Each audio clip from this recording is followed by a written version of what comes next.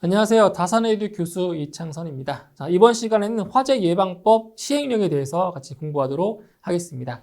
자, 그럼 먼저 첫 번째 나와 있는 내용부터 같이 보겠습니다. 자, 화재의 예방 및 안전관리 기본계획의 협의 및 수립에 대한 사항입니다. 크게 중요한 내용은 아니지만 한번 같이 볼게요.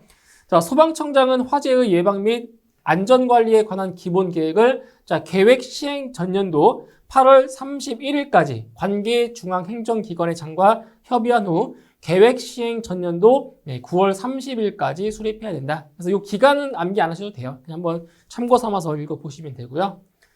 자, 두 번째 내용 보실게요. 시행계획의 수립 시행에 대한 사항인데 이것도 마찬가지입니다. 자, 소방청장은 기본계획을 시행하기 위한 계획을 계획 시행 전년도 10월 31일까지 수립해야 되고요. 그때 이 시행계획에 포함되어야 되는 사항들이 있어요. 바로 기본계획의 시행을 위하여 필요한 사항과 그 다음 화재의 예방 및 안전관리와 관련하여 소방청장이 필요하다고 인정하는 사항들을 시행계획에 포함을 시켜야 되는 거죠. 이것도 참고 삼아서 보시면 되겠고요.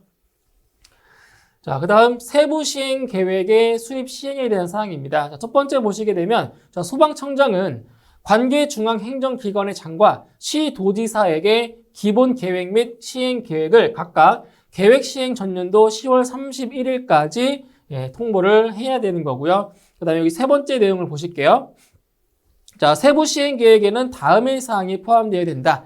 그래서 기본 계획 및 시행 계획에 대한 관계 중앙행정기관 또는 시도의 세부 집행 계획이 포함이 돼야 되고요. 그리고 직전 세부 시행 계획의 시행 결과물.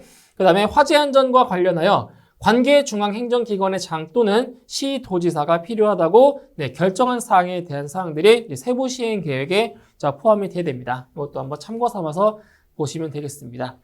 자, 그 다음 네 번째, 화재 안전 조사의 항목에 대한 사항입니다. 그래서 소방청장, 소방본부장 또는 소방서장은 다음의 항목에 대하여 화재 안전 조사를 실시한다. 그러니까 화재 안전 조사를 어떤 것들을 실시하는지 그 세부적인 내용들입니다.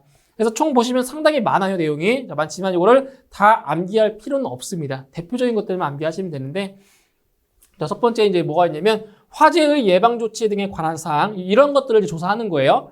그 다음 소방안전관리 업무 수행에 관한 사항, 그러니까 소방안전관리 업무를 제대로 하고 있는지 여부를 조사를 하는 거죠.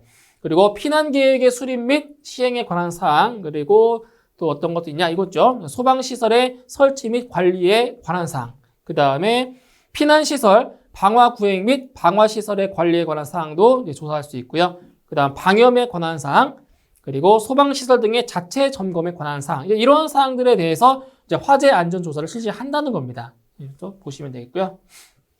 자, 그 다음 화재 안전 조사단 편성 운영에 대한 사항입니다. 그래서 중앙 화재 안전 조사단 및 지방 화재 안전 조사단은 각각 단장을 포함해서 50명 이내의 단원으로 성별을 고려하여 구성을 하고 있고요.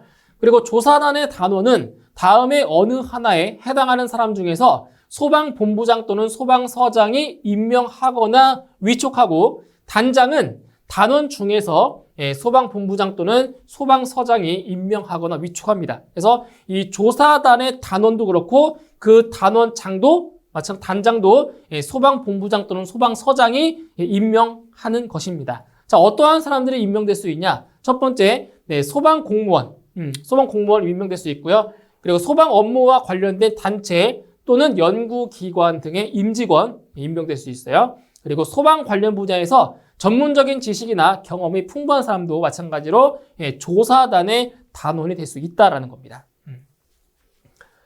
자, 다음 화재안전조사위원회의 구성 및 운영 등에 대한 사항입니다.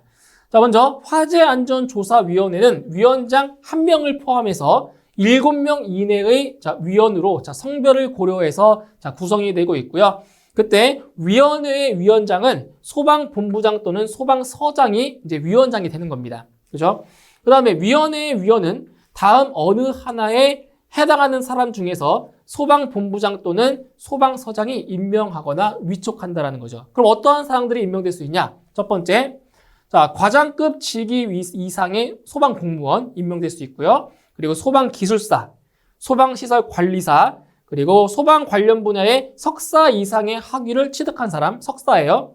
그리고 소방 관련 법인 또는 단체에서 소방 관련 업무에 5년 이상 종사한 사람. 이거 기억하셔야겠죠? 5년입니다. 5년. 5년 이상 종사한 사람이 임명이 될 수가 있습니다. 그리고 마지막으로 소방 공무원 교육훈련기관, 학교 또는 연구소에서 소방과 관련한 교육 또는 연구에 5년 이상 종사한 사람이 바로 위원회의 위원으로 임명될 수가 있다라는 거죠. 자, 그다음 화재안전조사위원회의 구성과 운영 등에 대한 사항으로 자, 위촉위원회 똑같은 내용이에요. 위촉위원회 임기는 몇 년? 2년. 자, 2년이죠, 임기는 2년으로 하고요. 그리고 한 차례만, 한 번만 연임할 수 있다는 거죠. 한 번 더 연장해서 연임할 수 있고요.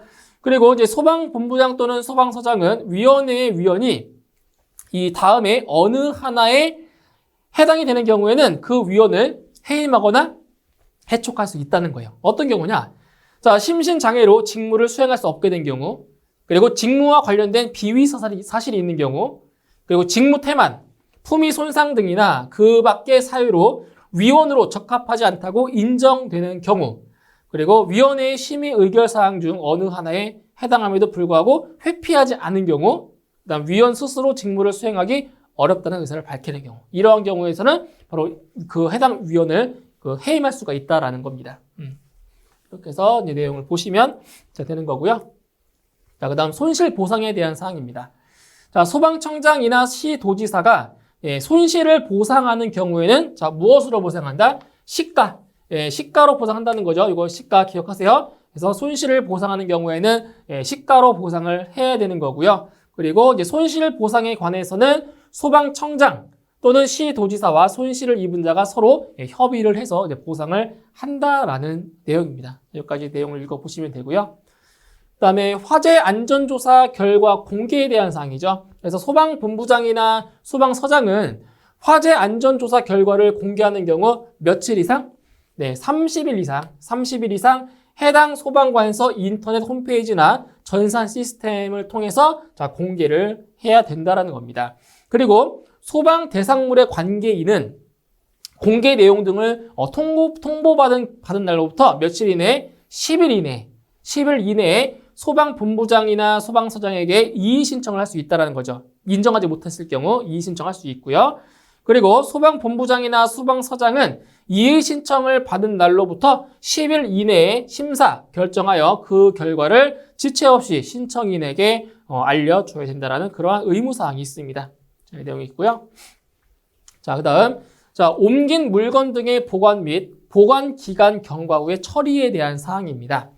자, 소방본부장 또는 소방서장은 옮긴 물건 등을 자, 보관하는 경우에는 자, 그날부터 자, 보관하는 날로부터 며칠 동안?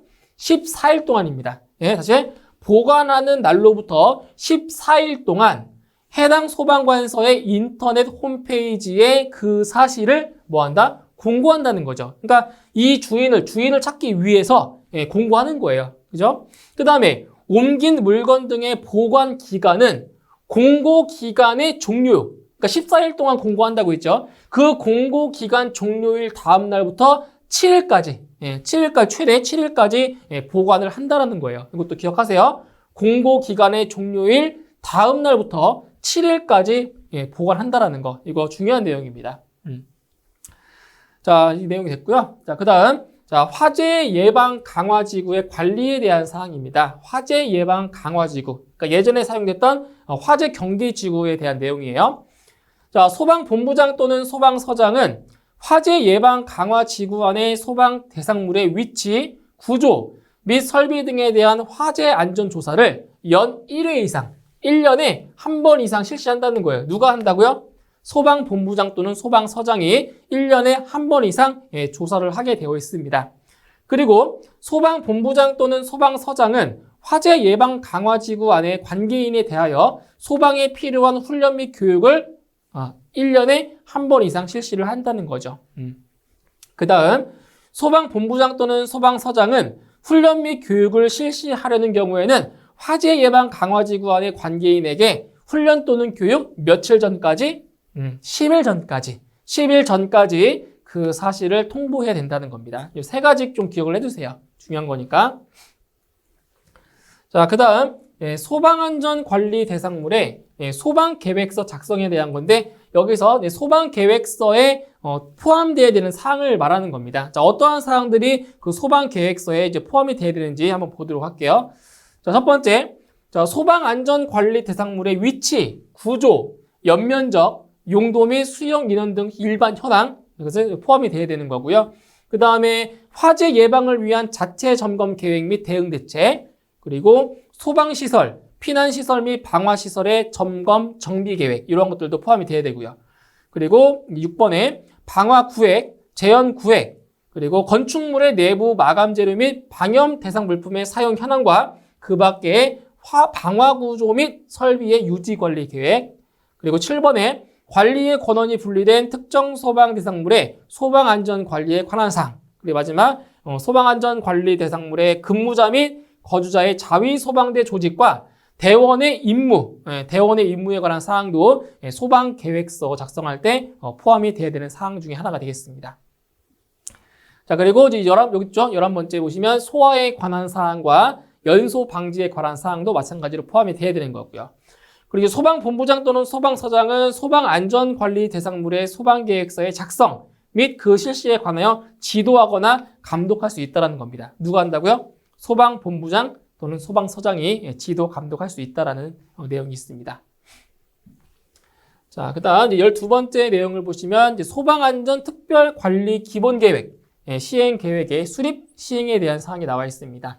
자, 첫 번째로 이제 소방청장은 소방안전특별관리기본계획을 몇 년마다? 5년마다 수립하여 시도에게 통보해야 된다. 이거죠? 소방청장이 됐고요. 그 다음에 기간은 5년마다 수립해서 시도에 통보를 해야 되는 거죠. 자, 그때 시도지사는 특별관리기본계획을 시행하기 위해서 매년 소방안전특별관리 시행계획을 수립 시행하고 그 결과를 다음 연도 1월 31일까지 소방청장에게 통보를 해줘야 되는 사항들이 있습니다. 이 사항들 보시면 되겠고요. 그 다음에 13번째 내용을 보시면 화재 예방 안전진단의 대상이 나와 있어요. 이것도 크게 중요한 내용은 아니니까 한번 쭉 읽어보시고 참고 삼아 넘어가시면 되겠습니다. 자, 이제 14번째. 자, 보일러 등의 설비 또는 기구 등의 위치, 구조 및 관리와 화재 예방을 위하여 불을 사용할 때 지켜야 하는 사항. 자, 여기 이 내용 같은 경우에는 이제 수치, 어떤 기준 같은 걸 암기를 해주셔야 돼요. 뭐 얼마 이상이냐, 뭐 얼마 이하냐, 이런 값들을 좀 보셔야 되는데, 먼저, 자, 보일러에 대한 사항입니다. 보일러. 자, 보일러. 어디를 보시냐면은, 이거 보셔야 돼요.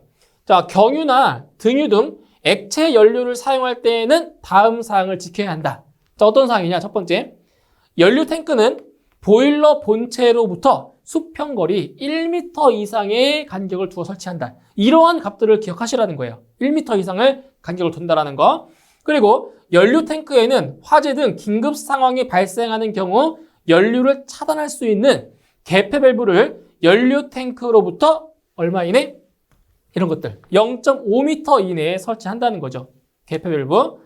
그 다음에 연료 탱크 또는 보일러 등의 연료를 공급하는 배관에는 여과 장치를 설치를 해야 되고요. 그리고 사용이 허용된 연료 외의 것을 사용하지 않을 것. 자, 이러한 그런 지켜야 되는 사항들이 있어요. 그 사항들을 이 수치를 위주로 공부를 하시면 되겠습니다.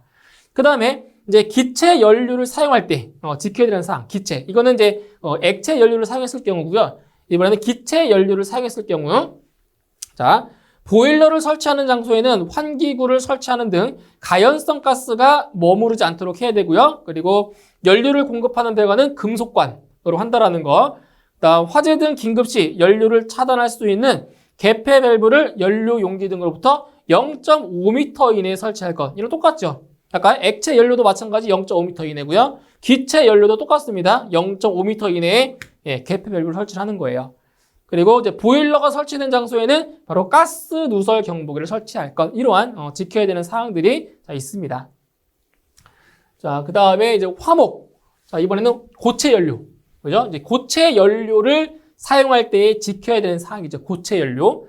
그래서 이제 일단 고체 연료는 보일러 본체와 수평거리 몇 미터 이상? 2m 이상의 간격을 두어서 보관하거나 불연 재료로 된 별도의 구획된 공간에 보관할 것. 불이 옮겨 붙을 수 있기 때문에 2m 이상 간격을 두어서 보관을 하고요. 연통은 천장으로부터 0.6m 떨어지고, 그러니까 연통은 그 연기가 나가는 그 구멍을 말하는 거죠, 연통. 그죠? 그래서 연통의 배출구는 건물 밖으로 0.6m 이상 튀어나오도록, 0.6m 이상 나오도록 설치를 한다는 거예요, 연통. 0.6m 이상, 이거. 그 다음에 연통의 배출구는 보일러 본체보다 몇 미터? 2m 이상 높게 설치해야 되겠죠. 왜냐면은 연기는 아무래도 위로 올라가기 때문에 이 보일러 본체보다 더 높은 위치에 설치를 해야 되겠죠. 그 다음에 연통에 관통하는 벽면, 지붕 등은 불연 재료로 처리를 해야 되고요. 연통 재질은 불연 재료로 사용하고 연결부에 청소구를 설치할 것. 그리고 자, 이거 기억하세요. 보일러 본체와 벽, 천장 사이의 거리는 몇 미터 이상이다? 0.6m 이상이다. 이거 중요한 거예요. 다시 보일러 본체와 벽, 천장 사이의 거리는 바로 0.6m 이상이 되도록 설치를 해야 되는 겁니다. 자, 그다음 두 번째로 이제 난로입니다. 난로. 자, 보일러가 아니고 이제 난로에 대한 사항이죠. 자, 일단 난로에 대한 연통이죠. 연통은 자, 천장으로부터 0.6m 이상 떨어져야 됩니다. 아까랑 똑같아요. 그래서 천장으로부터 0.6m 이상 떨어져야 되고요. 연통의 배출구는 건물 밖으로 0.6m 이상 나오게 설치한다. 이것도 아까 보일러랑 똑같습니다. 그래서 연통의 배출구는 건물 밖으로 0.6m 이상 나오게 설치를 해야 되는 거죠. 그 다음에 자, 이동식 난로. 자, 이동식 난로 많이 있죠? 많이 쓰죠? 사무실 같은 데서. 이동식 난로는 다음의 장소에 사용해서는 안 된다. 그러니까 이동식 난로를 사용할 수 없는 장소가 있어요. 자, 그게 어디냐?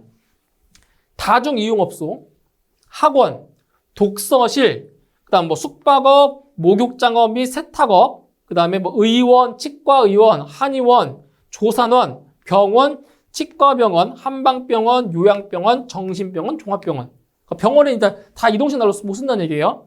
그다음에 뭐 식품 접객업, 그다음에 영화 상영관, 공연장, 박물관 및 미술관, 그리고 상점, 그리고 가설 건축물, 역 터미널 이러한 곳은 이동식 난로를 설치할 수가 없는 장소입니다.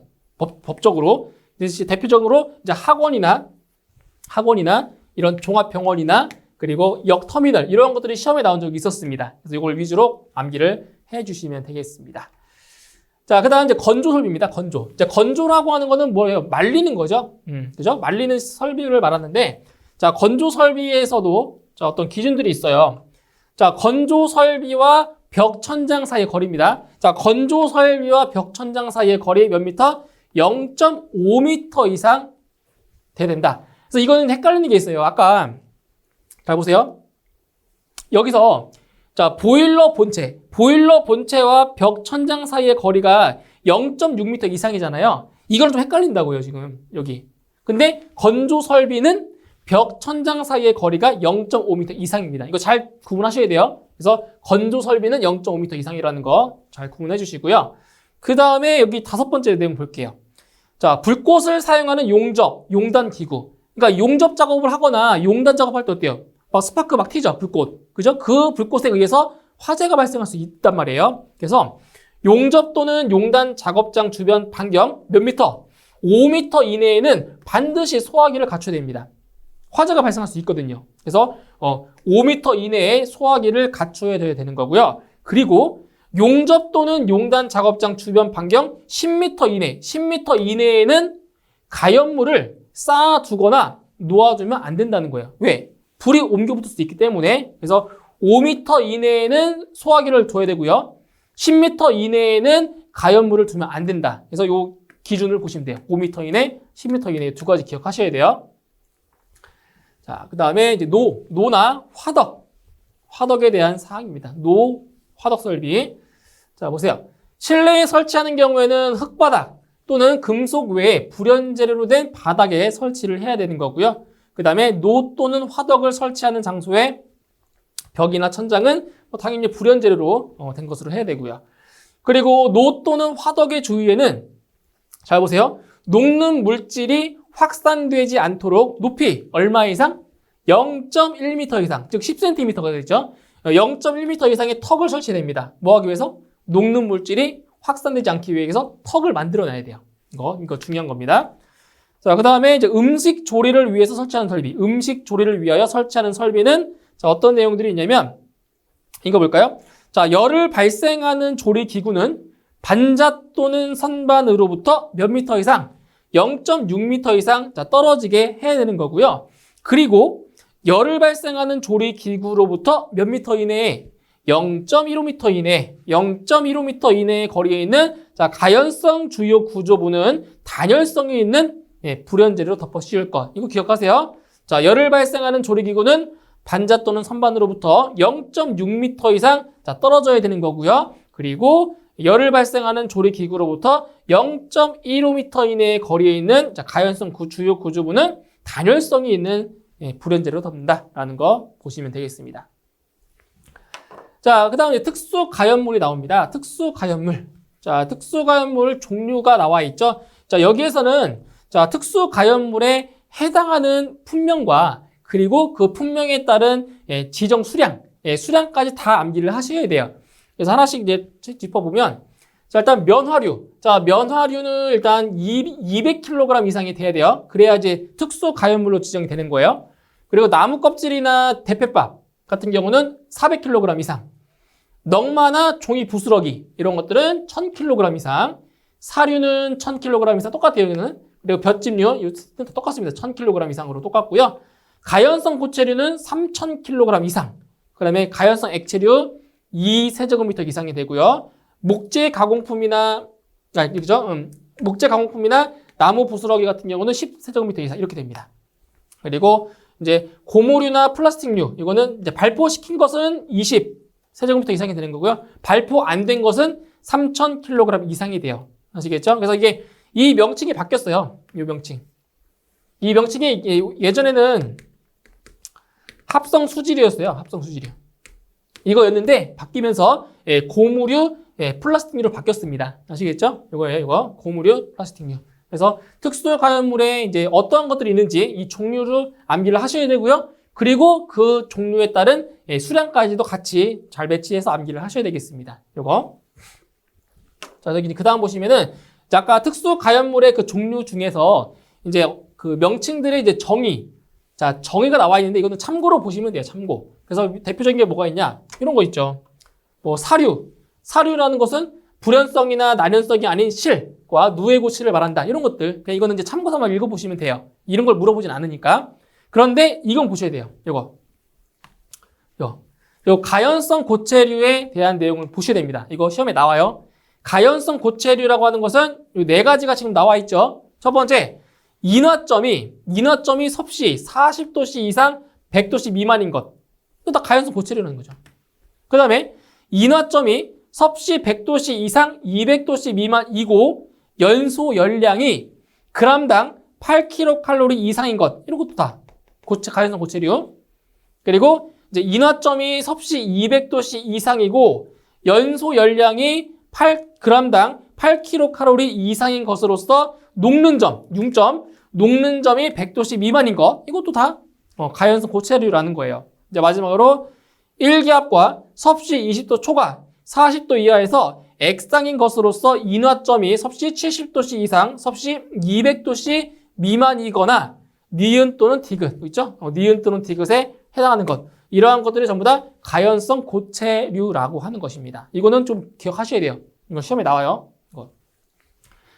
자, 그 다음 쪽도 마찬가지로 그냥 쭉 보시면 돼요. 이거는 뭐 크게 중요한 내용은 아니니까 이러한 것들이 있다라고 참고 삼아서 읽어보시면 되겠습니다. 뭐 중요한 내용들은 아니에요.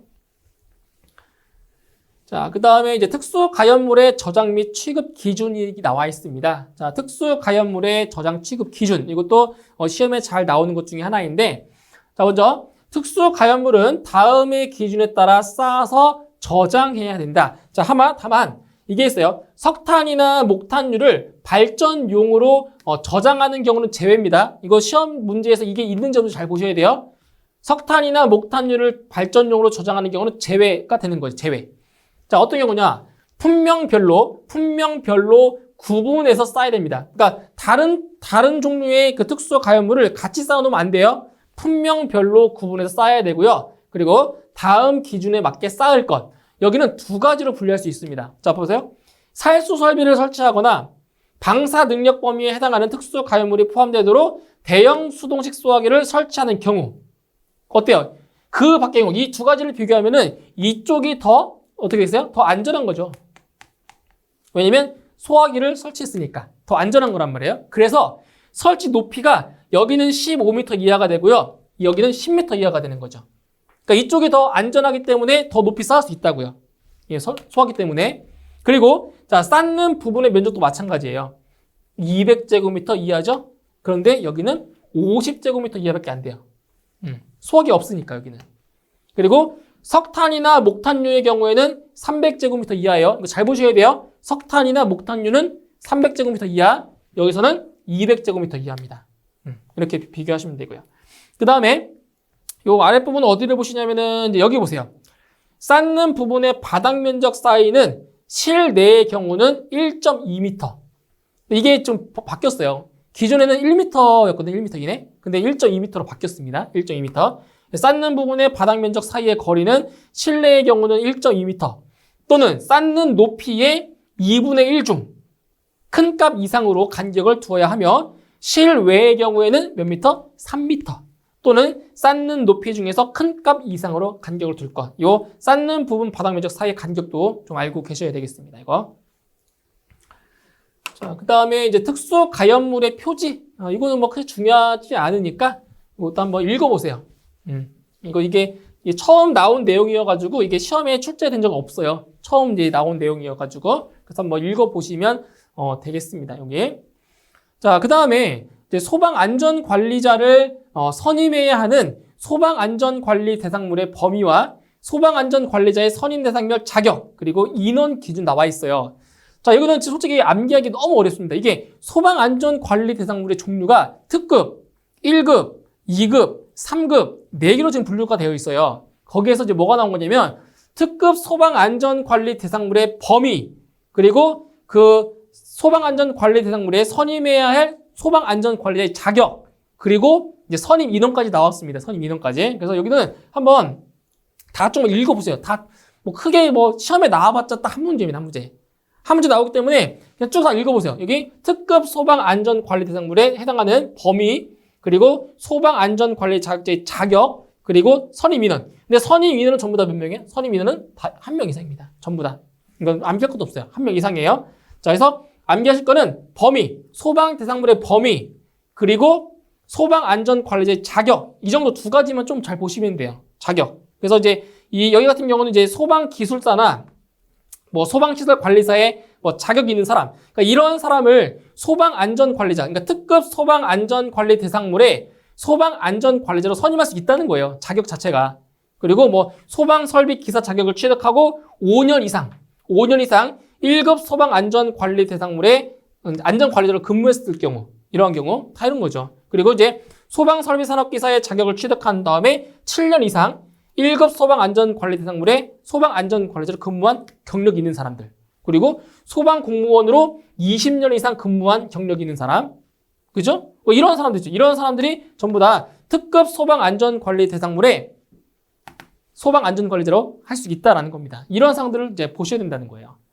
이제 그 다음 나오는 게 뭐예요? 1급 소방안전관리 대상물이죠. 그러니까 특급보다는 아래 등급.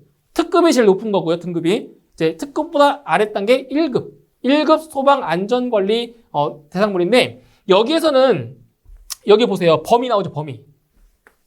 네, 범위. 나온단 말이에요. 그래서 연면적 15,000제곱미터 이상인 특정 소방 대상물. 근데 아파트나 연립주택은 제외가 되는 거고요.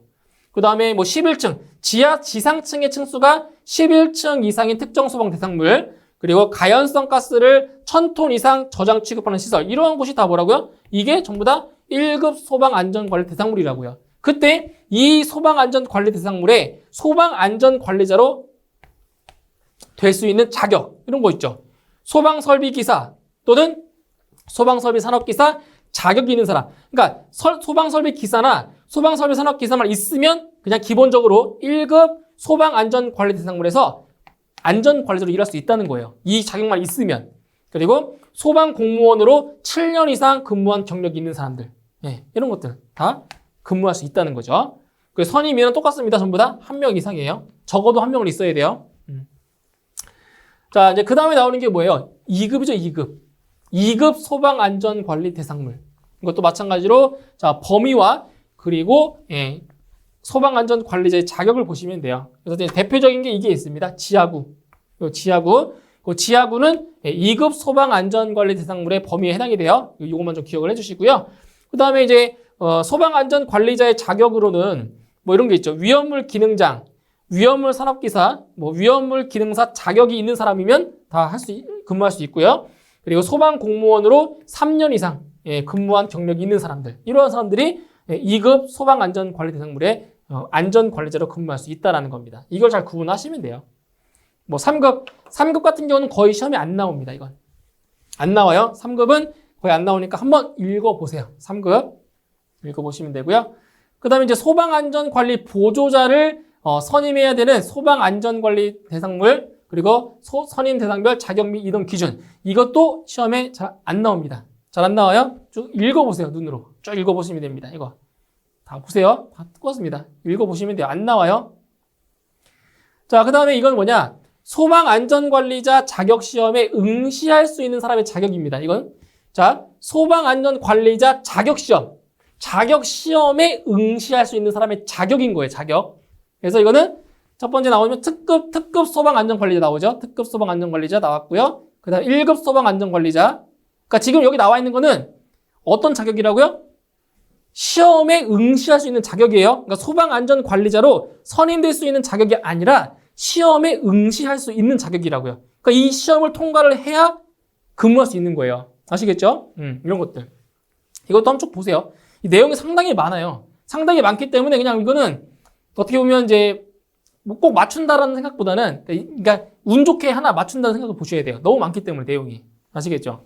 너무 많아요, 이건 내용이.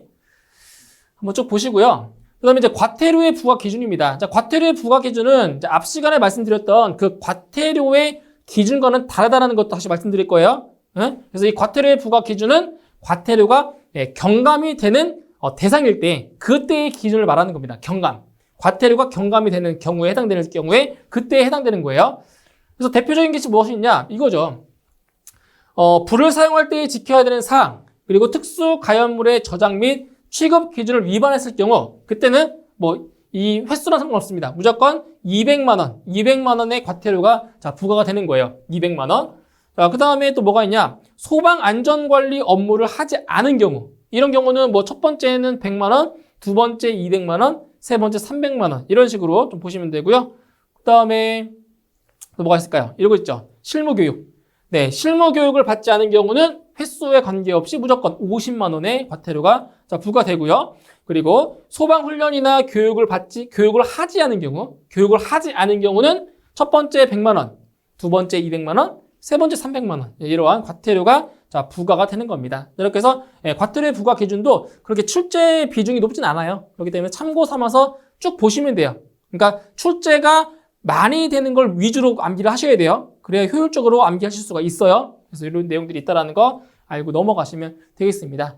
자, 이렇게 해서 이번 시간에는 화재 예방법 시행령에 대해서 같이 알아봤고요. 전 다음 시간에 이제 화재 예방법 시행 규칙에 대해서 같이 알아보도록 하겠습니다. 수고하셨습니다.